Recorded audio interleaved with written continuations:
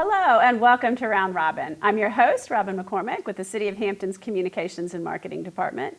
And today we're going to talk about how a regulation can affect individual people. It was the backyard chicken keeping rules that changed around a year ago. And we're going to talk to some folks who have chickens and give you some tips on, if you're interested, how you might do that. My guests are Carol Bartram from the PecK organization and Jenny Justice. Welcome. Thank you. Thank you. Nice to be here. Now, you guys, well, let me start, because Carol, Jenny, you came to this after the organization changed. The rules changed and you were allowed to.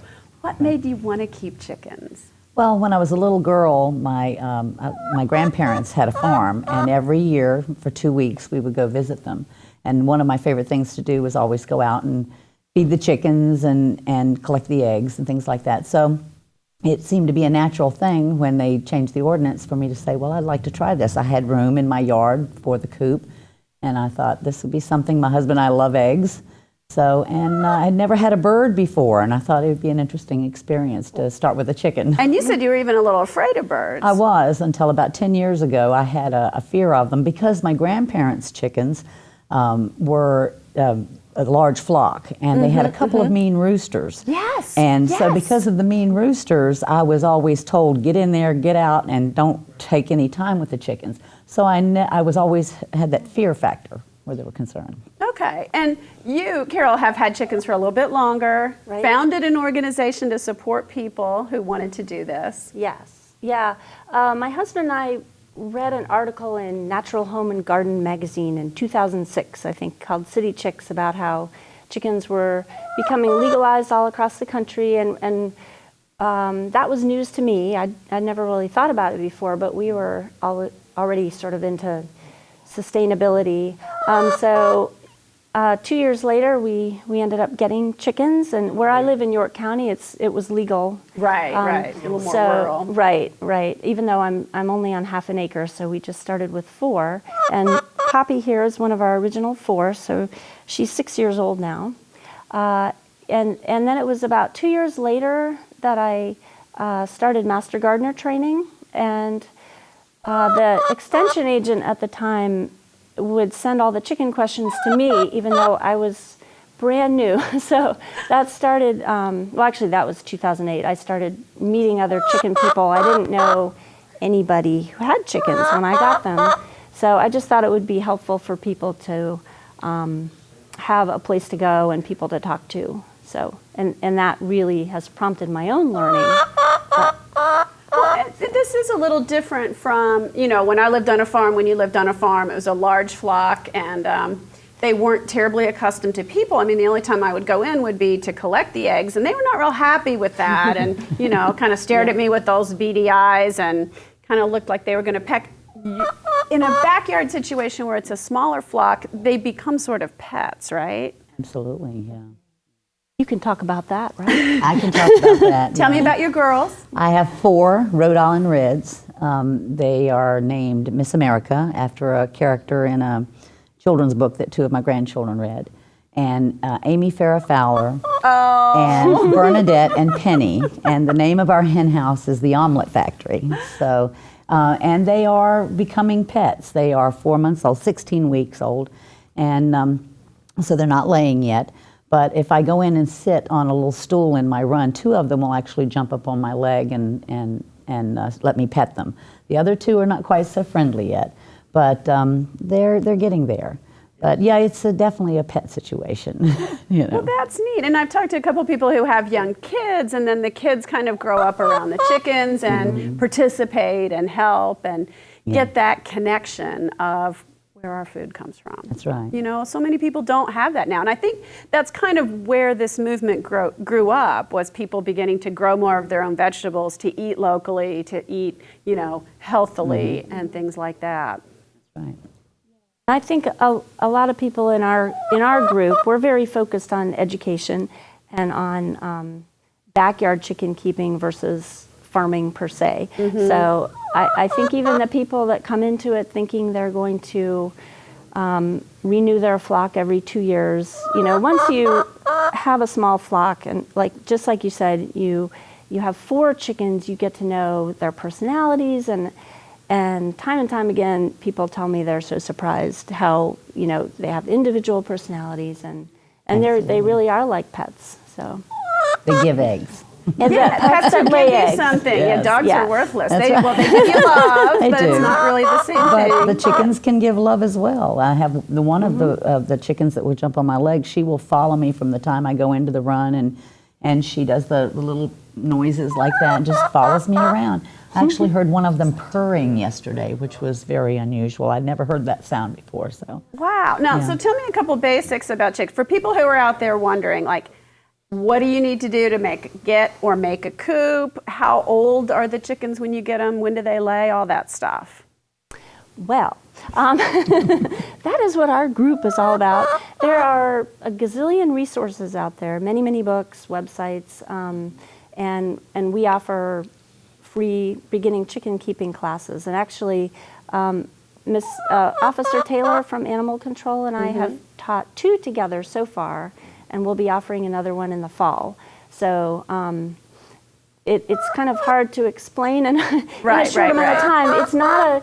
It's not hard to keep chickens, but it's a bit of a learning curve because they're low on the food chain. So protection from predators is the #1 challenge. And then, they eat differently than dogs and cats, and they need some things like oyster shell to get their eggshells strong. They need grit, which is small stones, because they don't have teeth, so they have their digestive system is different, their respiratory system's a little different. But it's not hard. One thing I would say about building a coop is that the more space you can provide, the happier they'll be. When you look at the literature, you'll see some guidelines of numbers, but most people end up expanding that, right? You need more space. And they need to get out and move around, too. They're not in the coop all day, right? Right. Usually. My girls come out every morning, and they put themselves to bed every night.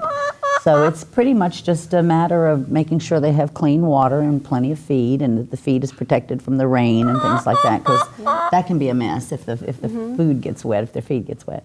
But and of course, I'm not collecting eggs yet. But, but I'm starting now to check their nesting boxes. So it'll be soon, you think? Yes, I think it'll be within the next couple of months.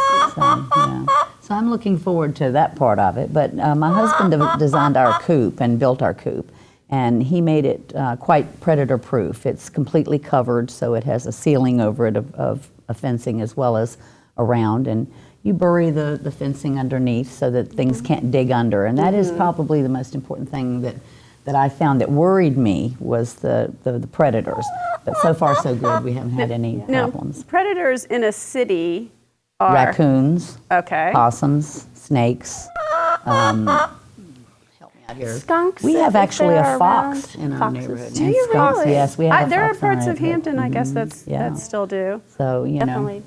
And Right. hawks. Certainly dogs or Hawks cats if they and- can get yes. near. Well, cats not so much, I don't think, Good. but dogs, yes, they're definitely. I think dogs. they're the biggest actually problem for city chickens is Right. stray dogs running loose. But you know, it's really not hard. I mean, it's mostly just the 2 times a day you go out and let them out, and you make sure that they're locked up at night. And so it's a very easy, once you get the coop built, once you get, you know, everything purchased and all that, it's a pretty easy ongoing process. Okay, and your startup costs weren't too bad because your husband My did husband, all the work. yes, yeah, no, he didn't buy any plans. He did it all out of his head, and it's really very nice. He actually designed it so that I can collect the eggs from outside of the run. I don't have to go inside the coop to collect the eggs, and I can also raise and lower their little door to let them in and out from the outside of the run, and open and close a window from outside the run. So he's made it quite efficient for that, so that you don't have to go in and out and having to be walking through their area. So. That's neat. Well, have you seen the interest grow in backyard chickens? Definitely. In this area, at our first meeting in 2010, we had 30 people come, and now I have about 360 on our email list. And that is mostly on the peninsula. There are also a number of Facebook groups, chicken groups across the water. Chesapeake legalized chickens, I guess 2 years ago now. Richmond recently did. James City County's working on it. York County expanded chicken keeping back in 2010 to all the residential areas. So, and Virginia is not at the head of this curve. No. You know, as most things start, I think it was probably California, but you know, the West Coast definitely embraces chicken keeping. And I wanted to add, a lot of people do get into it for eggs, and then they discover the pet part of it, but there's also a big overlap between gardening and chicken keeping. Well, you're both master gardeners, so, and what do you think is that about? Well, I think the first thing you think of is fertilizer, because you can go to the hardware store and buy bags of chicken manure. Yes, you can. I have done that. Yeah, and pay good money for it, or you can get your own production factory. Right. And a lot of us compost, and you do need to compost the chicken manure. You don't want to use it straight, right? Because it'll burn your plants. It's high in nitrogen. But they also help with pest control. They eat slugs and snails, and Japanese beetles are a big favorite. So they'll eat ticks. And then you can also, you have to time it right, because they can be destructive to your plants also. They like to dig, but you can also use their digging abilities to your advantage to help till in a garden at the end of the season. If you plant a cover crop, you can rotate the chickens through. And there are whole books on how to do that. So what are people's biggest questions or fears, or, you know, what keeps people from making the leap? I think originally probably most people are afraid of predators. And because you're kind of attracting predators in some ways. Yeah. Well, I'm not sure that's, I think they become visible. They're already here, you know. That's true. Yeah, so if you're putting out cat food, you're going to still see the same. Yeah. You're not bringing in animals that aren't already around. Right. And so that's one of the first questions. You know, just what to feed them, where to get them, is another big question. Okay. And if people have those questions, Carol, how can they get in touch with you or your organization? Well, we have a website. It's peninsulachickenkeepers.weebly.com. And if you just Google Peninsula Chicken Keepers, I think it'll show up pretty quick. And we also post flyers in the libraries, and Hampton Animal Control has our information also. Okay. Well, is there anything you want to add about chicken keeping that I've forgotten to ask? I would like to say that I guess another question people ask is, don't chickens stop laying when there was they're... a lot of stories in the media about urban chicken keepers who gave up after 2 years and then didn't know what to do with their chickens. Right, and I don't know that that's actually true. I mean, it's not been your experience. Right, in an area... Poppy's 6. Right. In an area like this with a lot of support, the PecK group here, and then lots of the groups across the water, there are plenty of people to take in your chickens if, you know, you decide it's not for you. Now, I'm not saying that to jump into it lightly. But you know, you have to know what you're getting into. Definitely. It's an animal that, you know, is your responsibility. It's going to be a pet, so you don't want to jump into it. But Poppy is 6, and she's still laying eggs. In industry, they do cull the birds at about 1.5 years or 2 years of age when their production goes down a little bit. But the production breeds tend to lay really heavily toward the beginning of life and then end up having some health problems. So I would encourage people to look at heritage breeds, which are some of the older breeds that are, some of them are endangered because of the industry. They're not suited for commercial as much. And Poppy is a buff Orpington. She's one of the heritage breeds. She's beautiful. Yeah, and there's a group called the Livestock Conservancy that you can look up and find out about those breeds and where to get well-bred birds. Okay. All right. Well, that's very helpful. Now, we're not actually closing this episode. We're going to take a break and come back with Angela Taylor, who's one of our animal control supervisors, and she can give you some more information specifically about what you need to do in Hampton to get approval to keep chickens in your backyard. But thank you both for coming, and thank you, Poppy, for coming. I'm over my fear of chickens now. I think this has been very good for me. And thank you for watching. We'll be right back. Welcome back. We are now going to check in with Animal Control Supervisor Angela Taylor, and she's going to give you some tips, not about how to keep chickens, but how to get legal and permitted and ready to go with the City of Hampton. Welcome, Angela. Thank you. Thanks for having me. You were involved, I know, so much in helping set up these rules and regulations and working with people who wanted to do backyard chicken keeping. Why does the city get involved at all? Why do we need to know who's keeping chickens and inspect the places? Well, basically, we want everyone to be in accordance with the code. We want to make sure that everybody is legal and can keep them legally. And we have an application process and also a permitting process that we have to approve. Okay, so if I am new to this, how do I go about getting my permit? First, you would actually apply through the Hampton City Treasurer, and it's a $25 application fee. Once you've applied, an animal control officer will contact you, and we would do an inspection of your premises, make sure that the distance is 25 feet away from other residential properties. And that's one of the city's interests too, is I think people were concerned that chickens might be noisy, and for the most part they're not terribly noisy unless you have a rooster, which we don't allow, but yeah. Just to make sure you're not encroaching, in a city on your neighbor's space or territory, and some people worried about smells and things like that, right? Yes, and that's one of the regulations that actually requires that you clean your pens and your areas properly. Once you've cleaned it all, make sure that you don't accumulate any chicken waste. I can see that, in an urban setting, you don't want stink in your yard, much less in your neighbor's yard. And that was one of the big concerns. So you're actually making sure people know how to keep it clean and checking. Yes. Okay. And one thing that the law requires is that you don't sell any of the chickens. You're not allowed to sell them or slaughter them for consumption. And also you're not allowed to sell any eggs, so no commercial activities.